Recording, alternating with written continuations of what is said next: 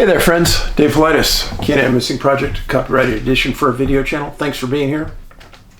It's a missing person edition. Couple of things. September 13th through the 20th. If you go to Gather Up Events, Alaska Bigfoot Cruise, I'm going to be on it again. Second year in a row. They called me the other day, last minute deal.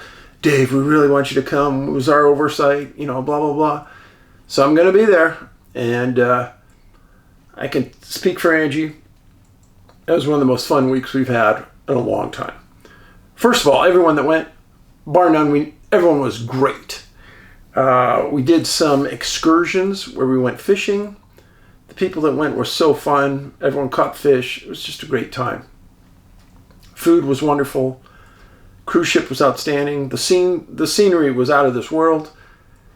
So I will tell you, if you can go, jump on it now. It's going to sell out, and it sold out last year. And the 13th through the 20th of September, you'll leave from Seattle. Yeah, Gather Up Events, Bigfoot Alaska Cruise. If you just Google that, you'll find it. Another thing, one of the viewers sent me this. God and Dog. I've talked about that. Dog spelled backwards is God. And this little book, not very big. It's a cute book. And it's about this woman's relationship in the mountains of Colorado with her Great Pyrenees. Yes. Let me read you what came with the book. While watching one of your videos, you made mention about what dog spelled backwards is talking about Huck. When I heard that, I immediately thought of this wonderful book and wanted to send it to you. I love the fact that her dog is also Great Pyrenees. Can't imagine life without our faithful companions. I find all your work fascinating and educational. I own and have read all your 411 books, have watched your films, and own them all. It does seem the more we know, the more we don't know. Funny. I strive to keep an open mind and listen, just like your mama told you. 2 ears and 1 mouth. My father was a sheriff, and I was also raised to observe and ask questions. Love what you do. Thank you. And we will pass that book around because it's interesting and it's fun. Speaking about books, I just released Missing 411 Washington.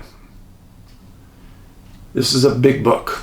It comes with a driving map and a cluster map of Washington State. And it's outsold everything else I've done in the first 30 days, in the first 22 days of sales this month. That's when we did the last run and checked. If you want to get a copy of it, go to NA, like North America, nabigfootsearch.com. Go to the online store. Okay, to the missing persons cases. We're going to talk about just one location, British Columbia. I suppose if I wasn't living in Montana, I probably want to live somewhere in BC. A lot of mystique up there. And we're talking about the southwest area of British Columbia. And along the western coast. I can't explain it, but I've been there many, many times. Last time I was there, freaked me out, but I'll go back. But when we were there, we were filming Missing 411, the UFO connection. And a lot of strange things happened. A lot of things that some of you don't like this word, coincidence. A lot of coincidences happened. The first story deals with an area near Agassiz, British Columbia, just at the south end of Harrison Lake, where we filmed one of the disappearances on Harrison Lake, British Columbia. And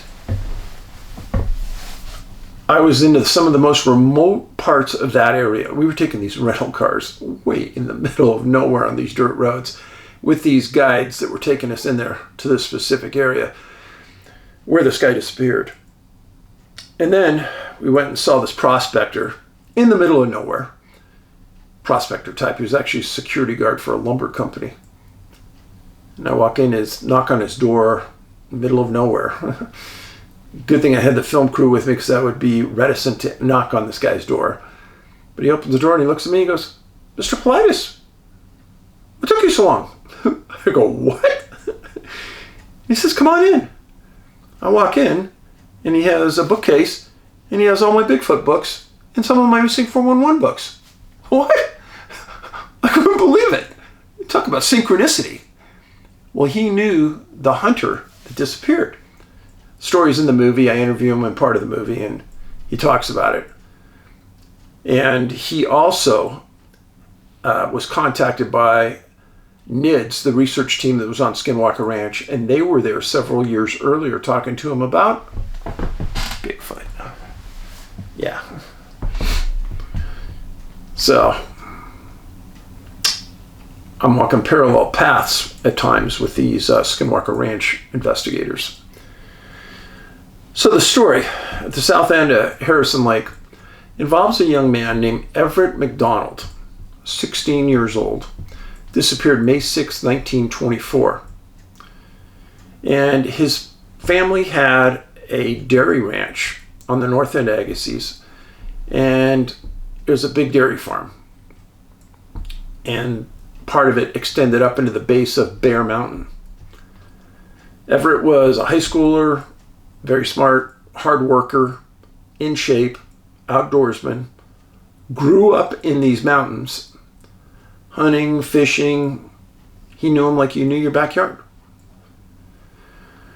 Well, he had shot a deer earlier in the week on the mountain and was only able to carry back some of it.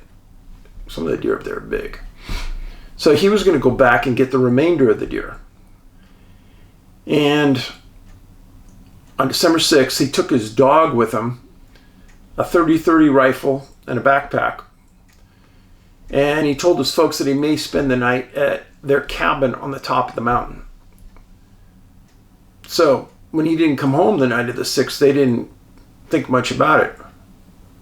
Except at 11 o'clock that night, who shows up at the parents' doorstep? His dog.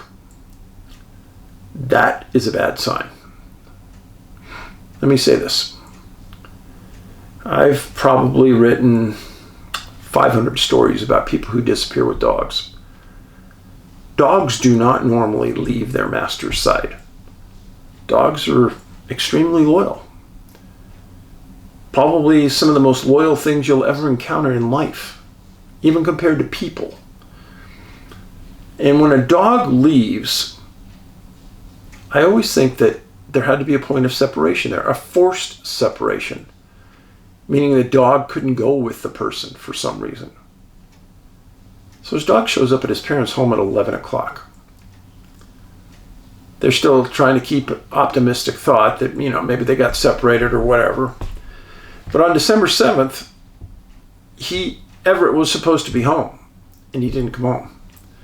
And late that afternoon, early evening, his dad started to call friends and relatives in and around Agassiz and said, "Hey, could you come help me search for my son tomorrow?" And the turnout was good. It was big. December 8th, the formal search started as the snow was falling. Now, the snow had fallen the day before as well. Father told search and rescue people that he really wanted them to find Everett quick because he wasn't dressed that warm. But near the top of the mountain, the searchers did find some tracks of Everett and his dog, and then lost him in the snow. The next day, December 9th, 2 feet of snow had fallen in the last 2 days.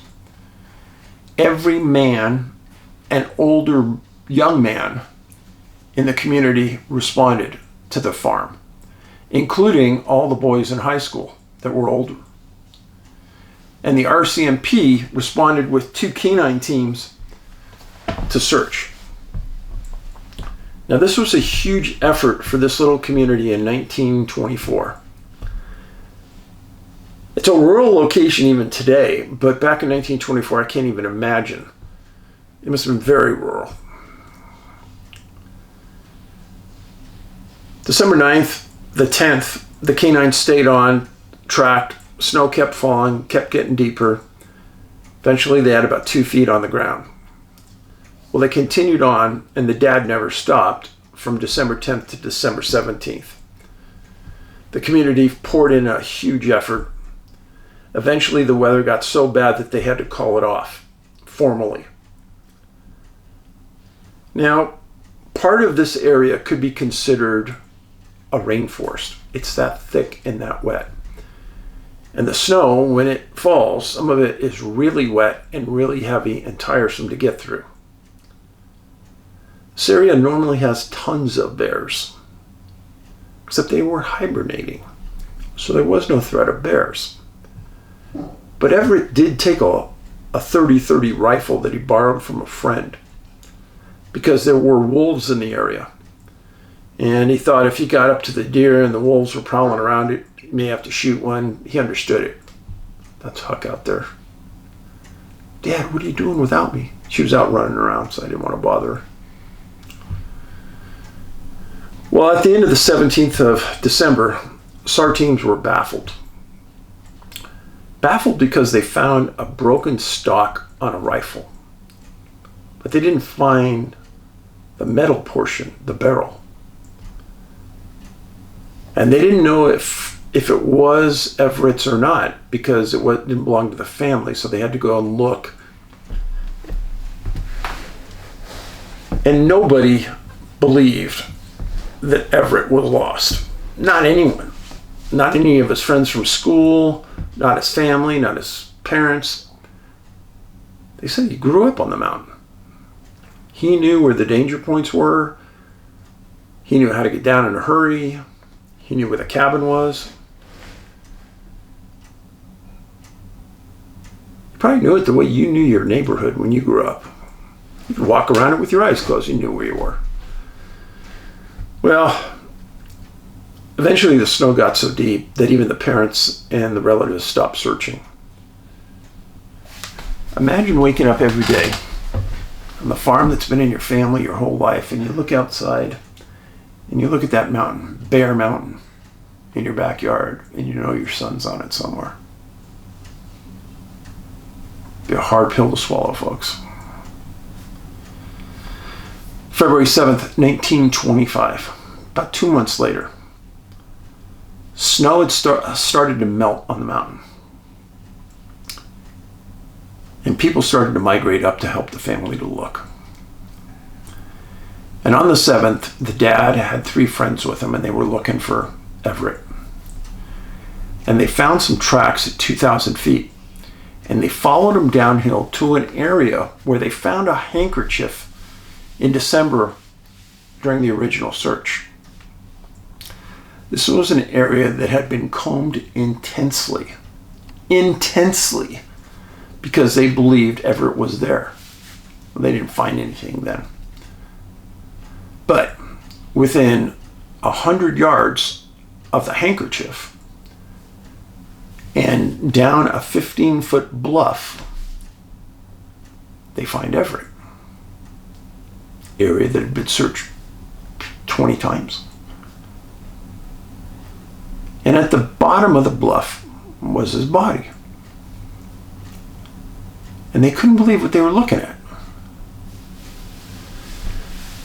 They figured that Everett had slid down the hill, and during the slide had hit his head on a rock or against a tree or something and fractured his skull, because they said the skull was fractured severely. It was obviously he had been dead a long time.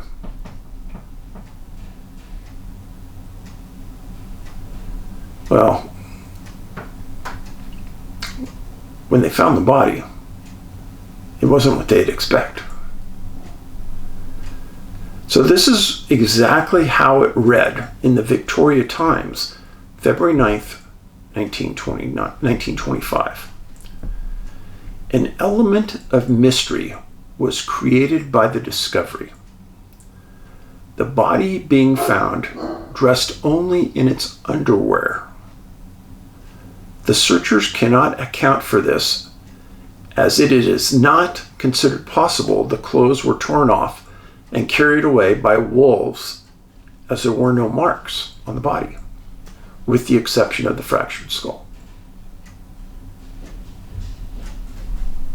Just tell you, folks, this should ring your bell. So Everett's body's found, and he's just wearing underwear and one boot. What? And they never found his clothes, and they never found the other boot. How's that possible? So let's go backwards a little bit. Remember I told you I'd spent a lot of time in Harrison Lake in the UFO Connection movie. Why?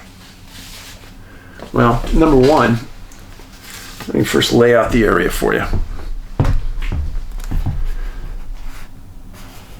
This is Bear Mountain. This is where the family's house was, or farm was, right at the bottom.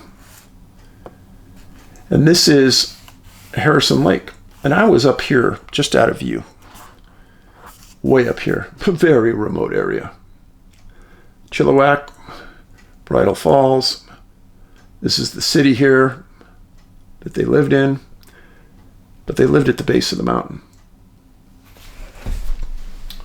Now, how many people here remember watching Missing 411, the UFO Connection? Raise your hand.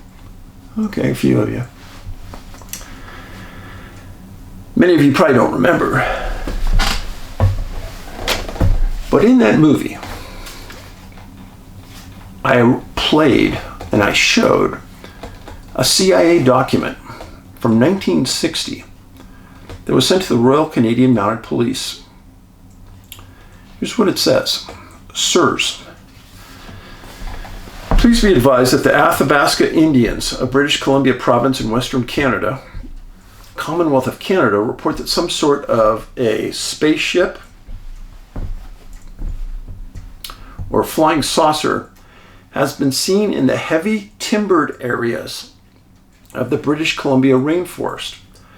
The Athabascan Indian tribe scouts refer to the spaceship as Sasquatch ship, in Athabascan language meaning skyboat. According to recent reports from a group of hunters with the Athabascan Indians of British Columbia, the object is said to have come out of the sky and hit a lake, Lake Fraser, they weren't sure, then rose into the air and hit on the Fraser River in British Columbia Province of Canada. The space object, missile, or possibly rocket is said to be a heavy timbered area and the place known as a rainforest in Agassiz, British Columbia. The spaceship or satellite is reported to be circular, about 200 yards in diameter. In the Indian state, with weight estimated to be 100 tons, object is made of white metal.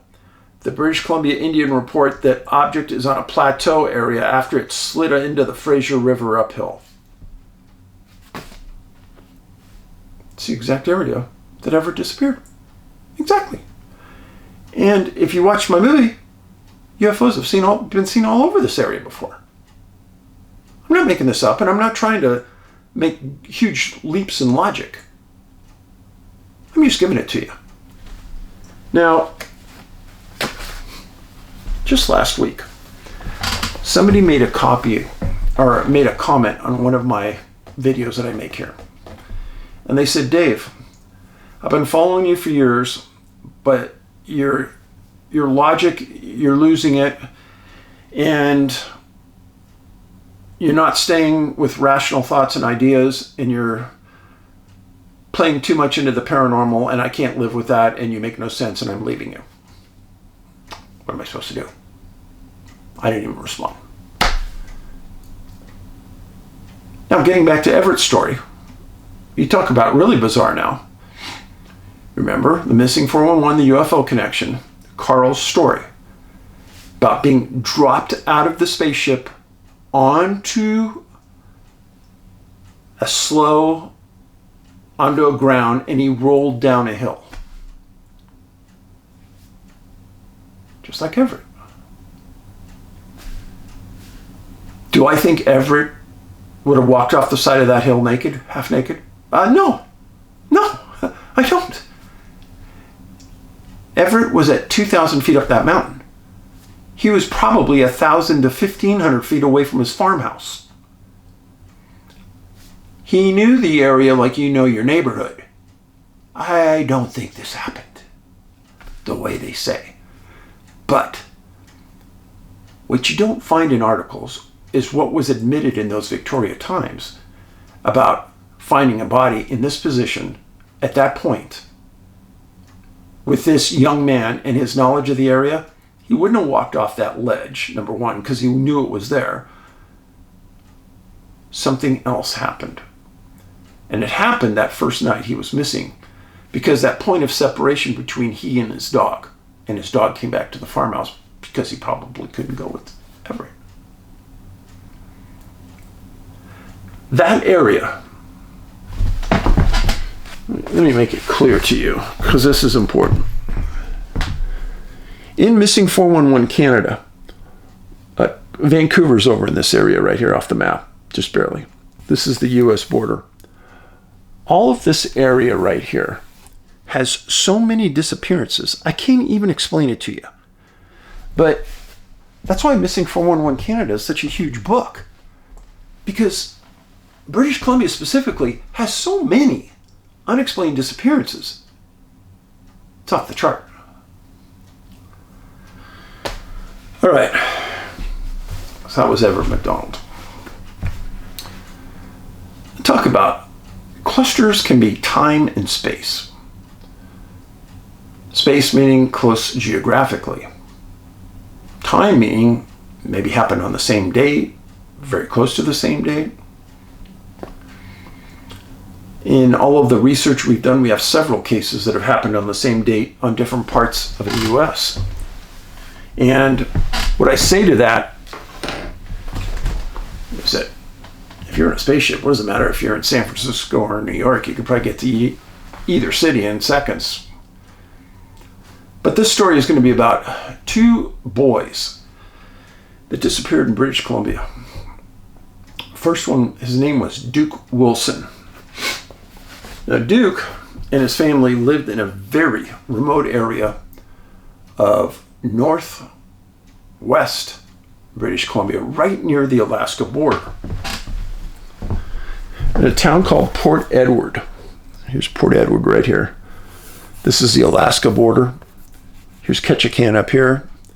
They lived right here on an arm of the ocean that comes in. Port Edward.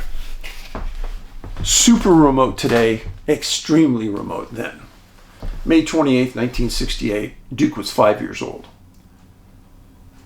His parents were Mr. and Mrs. Casey Wilson, and they worked at what was called the Nelson Brothers Cannery. These were First Nations people, and Duke was a deaf mute. He couldn't make any sounds, he couldn't cry, he couldn't scream, he couldn't hear. Remember what I told you, many of the people I write about have severe disabilities. He's last seen at 2 o'clock playing with his puppy 100 yards from the family home. Parents came out and looked for him a short time later, couldn't find him. Port Orchard now has a population of about 1,200 people, probably had a population of less than 1,000 back then. But the parents contacted the RCMP. The next day they flew a helicopter into the area, and there was dense muskeg around their home. Very thick. So thick that it was doubtful in their minds that a child could make their way into it. But each day there were 150 searchers. Some days as many as 500. The RCMP flew a helo in there for 2 days. They couldn't find any tracks going into the muskeg that they could follow. The helicopter didn't see anything in the water or around the trees. They were befuddled. But they gave it a 5-day search, and they eventually gave up. It's a tough case when the victim can't respond. And 5 years old, some people could say, well, that's an older child. Maybe they could live a few days. That's true. In that area of the coast, it rains a lot. It's cold. Even May 28th, chances are it probably was raining sometime during that search up there. It didn't say, but I'm going to guess it was. Now, June 20th, it didn't say how, but it said that Duke's body was found in the water under the cannery with no explanation. They said that it was presumed that the boy drowned. It didn't offer any explanation as to how the boy got in the water. Offered no explanation about the house being nowhere near the cannery. All these things didn't make sense. Until in an article right next to the one we're researching, 2 days after Duke vanishes, a young boy named Michael Lawrence, 3 years old, he goes missing as well. Now,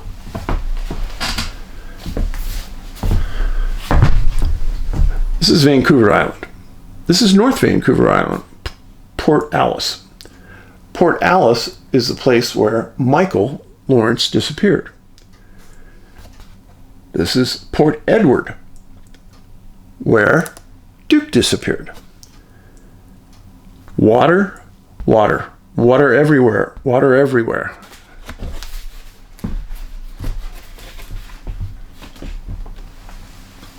Well, Michael, 3 years old,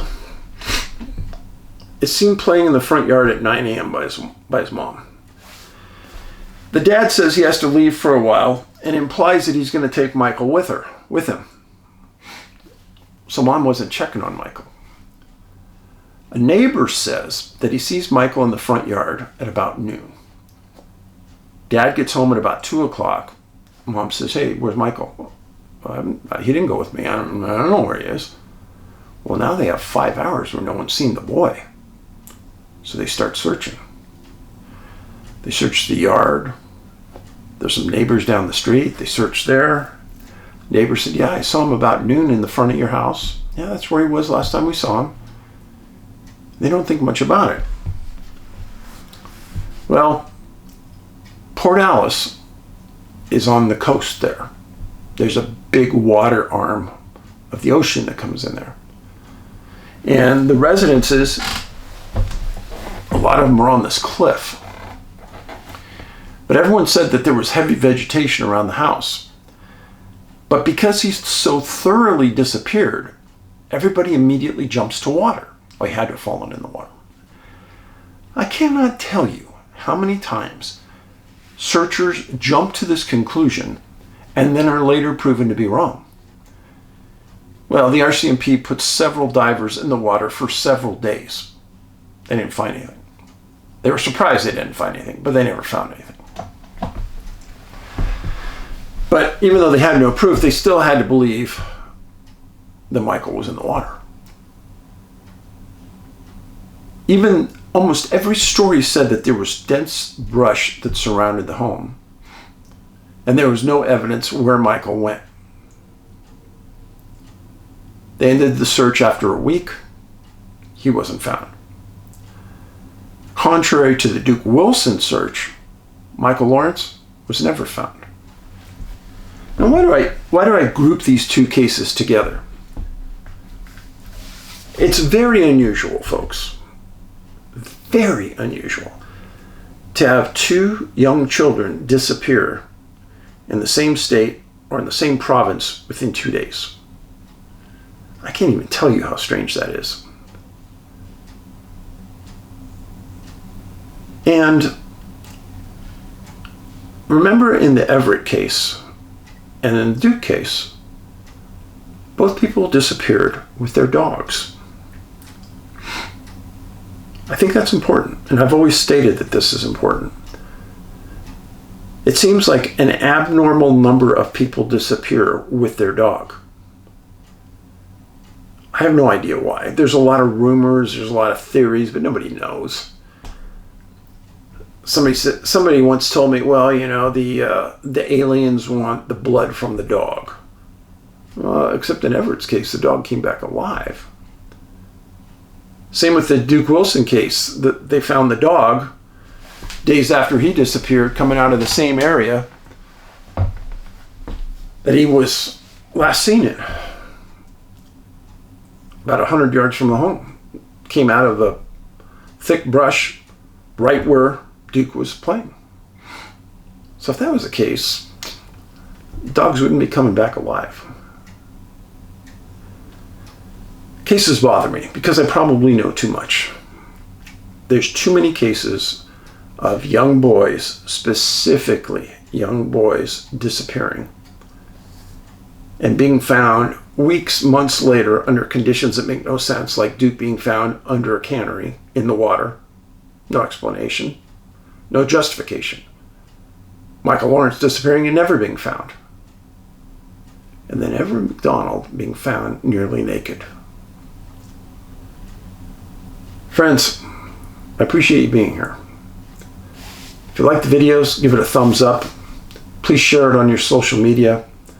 I'm still trying to fight the fight here on YouTube. I'm doing the best I can. Numbers don't spell out that I'm doing the right thing by staying here because they're decimating my subscriber base by failing to give you guys notifications and unsubscribing you to my content. Thank you. I'm humbled that you're here.